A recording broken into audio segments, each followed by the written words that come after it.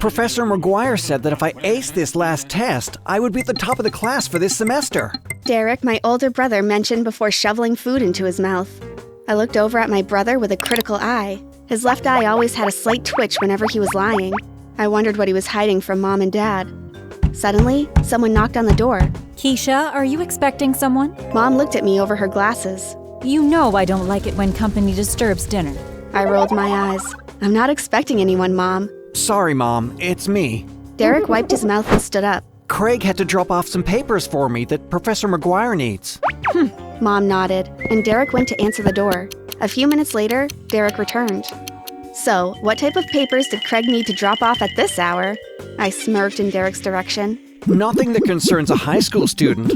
Derek responded, annoyed. We'll see about that, I mumbled, as I gulped down the last of my juice. Who wants dessert? Dad chimed in. I made my famous apple pie. Me! Derek and I shouted together. We looked at each other before we doubled over in laughter. As Dad and Derek went to the kitchen to organize dessert, I excused myself from the table and told Mom I needed to use the bathroom. I snuck into Derek's room. My eyes widened when I realized what Craig dropped off for him. Hi, my name is Keisha. Like and subscribe to our channel. Don't forget to tap that notification bell. If you do, you may get your favorite dessert tonight. As my parents and I walked onto Derek's college campus, I couldn't help but smile, hoping that by coming unannounced, we would catch him in something unethical. You see, Derek and I were complete opposites. He has always been my parents' perfect child. Straight A's, always does what he's told, and just an all-around goody two-shoes. He also had a gorgeous girlfriend, Haley, who was actually pretty cool to hang with. I, on the other hand, would question everything, which usually got me into trouble with teachers, had my own sense of fashion, and well, pretty much did what I wanted. I don't even think my parents expected me to go to college. When we got to his dorm room, one of his roommates opened the door. Hi, Mr. and Mrs. Corrington. How are you? Luke smiled. Hi, Luke. Dad gave him a firm handshake. Is Derek around? The guys looked at each other before Luke replied. He had to do a philosophy makeup exam with Professor McGuire. I raised my eyebrows suspiciously. Classes on a Saturday? It's a special class. Luke shot a look at me. Mom, are you guys really believing the story? These guys can't lie to save their lives. Oh, Kesha, stop it. Dad looked at me sternly. Well, let him know that we dropped by. Mom said as she handed them a basket of baked goods. See, I told you we should have called first. Mom whispered to Dad as they left the room. My parents may have bought that lame excuse, but I didn't. Whatever Derek is hiding, I am going to find out what it is. Bye, guys. Luke smiled at me. Maybe if you weren't such a problematic child, your parents may believe you once in a while. Luke closed the door on my face. How dare he? I fumed as I ran to catch up with my parents. I'll find out what Derek is up to. As we were exiting the campus, Derek called out behind us. Mom, Dad, wait up. As he approached us, I asked, "How was your exam with Professor McGuire?" What? A confused look washed over Derek's face. Don't bombard Derek with your silly questions. Mom said as she kissed him on the cheek. Let's get some lunch. Dad patted Derek's back fondly. After that exam, you must have worked up an appetite. The three of them walked up front having their own conversation as though I didn't exist. You would think that I'd be used to it by now, but it still makes my blood boil. My parents always hung on to every word that Derek spoke, but never listened to anything I had to say. We had lunch and I used my phone as I appeared to be invisible to my family. After lunch, Mom asked Derek if he was coming to Thanksgiving dinner, and he said yes. We said our goodbyes and we headed home. Professor McGuire said that if I aced this last test, I would be at the top of the class for this semester. Derek, my older brother, mentioned before shoveling food into his mouth.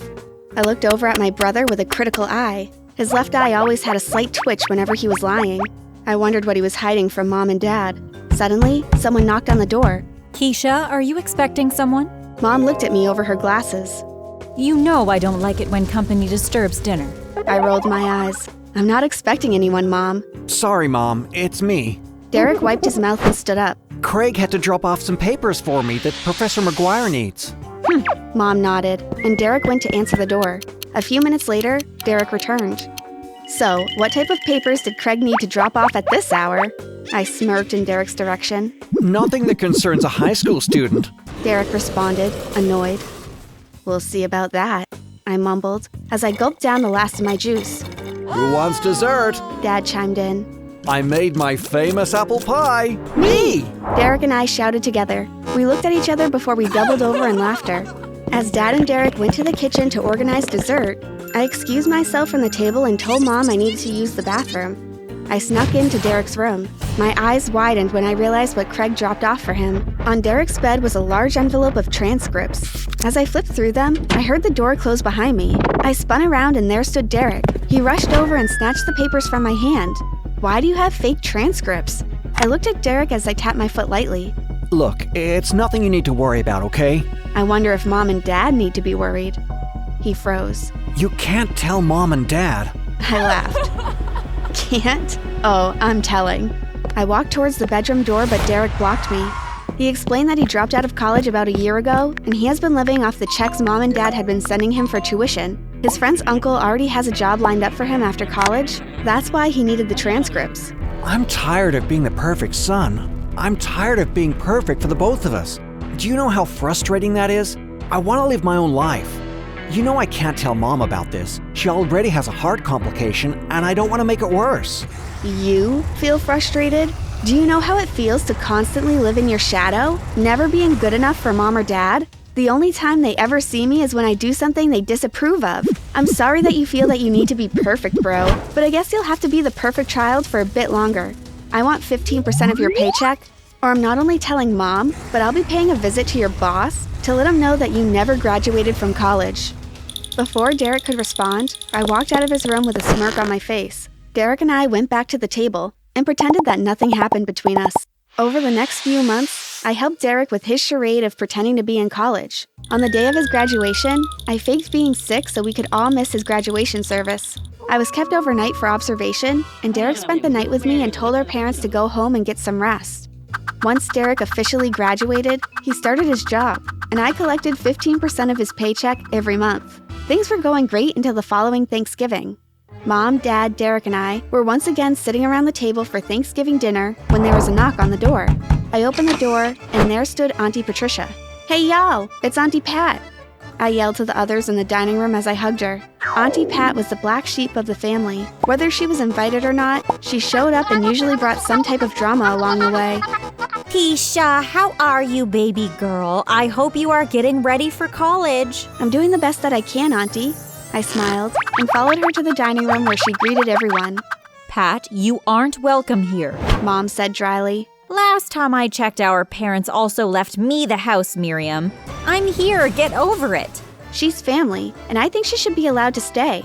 I folded my arms. When you have your own house, you can have her by you. But until then, she isn't allowed here no matter if half the house is technically hers.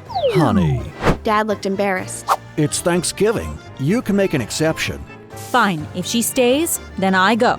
Auntie Pat sat by the table and began to pile food on a plate. Mom pushed her chair back and walked out of the room. It's nice to see you, Pat.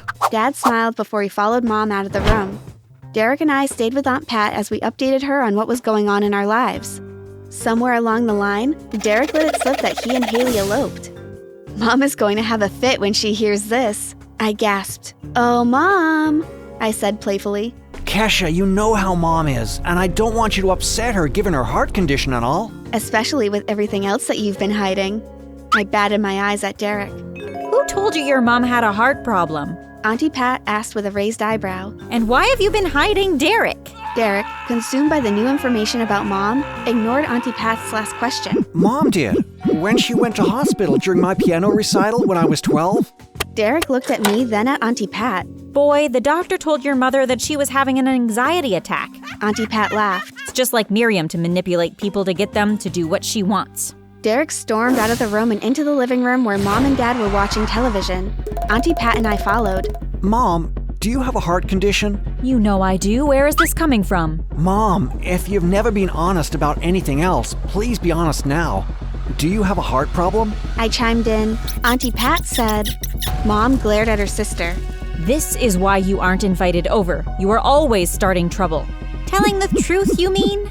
Auntie Pat asked before biting into the drumstick in her hand. Just tell him the truth, Miriam. What is she talking about, Miriam? Dad asked, looking quite confused about the entire situation. Mom sighed. Fine. She stood up and looked at everyone. I don't have heart complications. Is everyone happy now? Mom threw her hands up in the air. I watched as the shock of what Mom had said turned to hurt on Dad's face. So, what have you been taking all these years? Vitamins. Dad shook his head and turned towards the window. I can't believe I pretended to be a perfect son. I guess we're a family of frauds. Derek yelled. He told Mom and Dad about how he had dropped out of college, about his new job, how he and his girlfriend had eloped, and she was 4 months pregnant. Then he turned to me. And you, my own sister, who I thought would have my back, blackmailed me. I am so done with this family. I don't want to see any of you again. With that, Derek left and we never saw him again. The next few months, things got worse with Mom and Dad. When I finished high school, Dad left. Mom was devastated and went through a period of withdrawal, not talking and not eating. Even though I got into Penn State, I decided to go to a community college so I could look after Mom. I also took a job on afternoons and weekends to have some extra cash. After Dad left, I tried to contact Derek to apologize, but he refused my calls. I didn't have much of a social life in college, and one semester before exams, my friends insisted that I go to a party with them on my night off. I was reluctant to go because I wanted to spend the night with Mom, since she said she never sees me anymore and she feels trapped at home by herself. That night, I told Mom I had to work an extra shift. I felt bad lying to Mom, but I needed to de-stress. She said okay, went to her room, and locked the door. By the time my friends and I got to the club, the party was in full swing. I was having a great time and thanked my friends for dragging me out the house. That was until I saw her.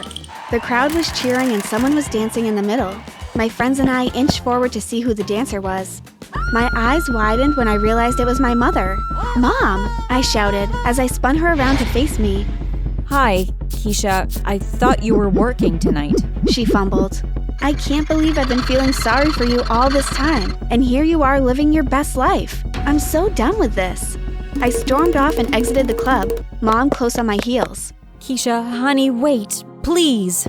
I stopped and rolled my eyes before turning to face her. "What do you want, Mom? Are you going to tell me how sorry you are and that you need another chance? You're all out of chances, Mom. I'll be moving out tonight, and I'm going to live with Dad."